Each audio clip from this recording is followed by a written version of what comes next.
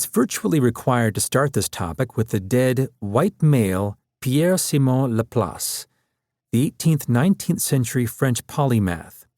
It's also required that you call him a polymath, as he contributed to mathematics, physics, engineering, astronomy, and philosophy. Laplace provided the canonical claim for all of determinism.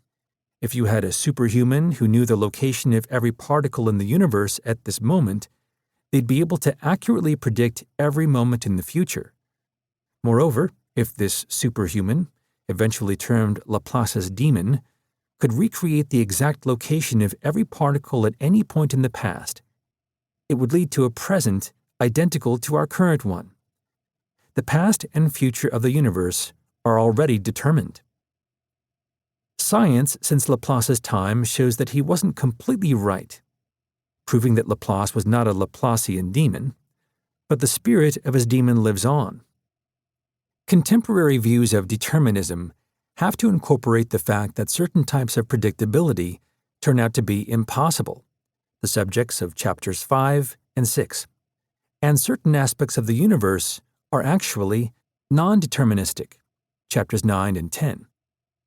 Moreover, contemporary models of determinism must also accommodate the role played by meta-level consciousness. What do I mean by this? Consider a classic psychology demonstration of people having less freedom in their choices than they assumed. Ask someone to name their favorite detergent, and if you have unconsciously cued them earlier with the word ocean, they become more likely to answer tide. As an important measure of where meta-level consciousness comes in, suppose the person realizes what the researcher is up to, and wanting to show that they can't be manipulated, decides that they won't say tide, even if it is their favorite. Their freedom has been just as constrained, a point in many of the coming chapters. Similarly, wind up as an adult exactly like your parents, or the exact opposite of them, and you are equally unfree. In the latter case, the pull toward adopting their behavior, the ability to consciously recognize that tendency to do that, the mindset to recoil from that with horror and thus do the opposite, are all manifestations of the ways that you became you outside your control.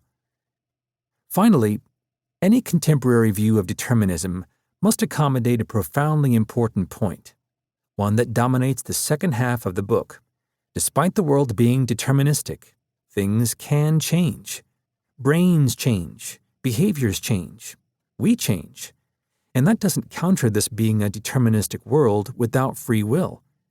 In fact, the science of change strengthens the conclusion. This will come in Chapter 12. With those issues in mind, time to see the version of determinism that this book builds on.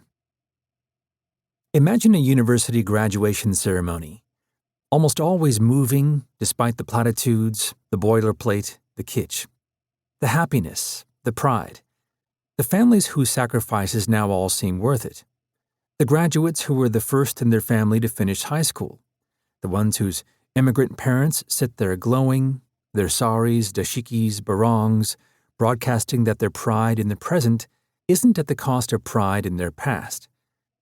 And then you notice someone.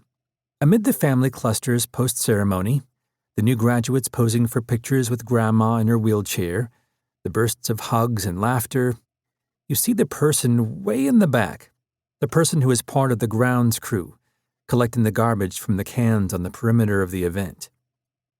Randomly pick any of the graduates. Do some magic so that this garbage collector started life with the graduate's genes. Likewise, forgetting the womb in which 9 months were spent and the lifelong epigenetic consequences of that. Get the graduate's childhood as well, one filled with, say, piano lessons and family game nights, instead of, say, threats of going to bed hungry, becoming homeless, or being deported for lack of papers.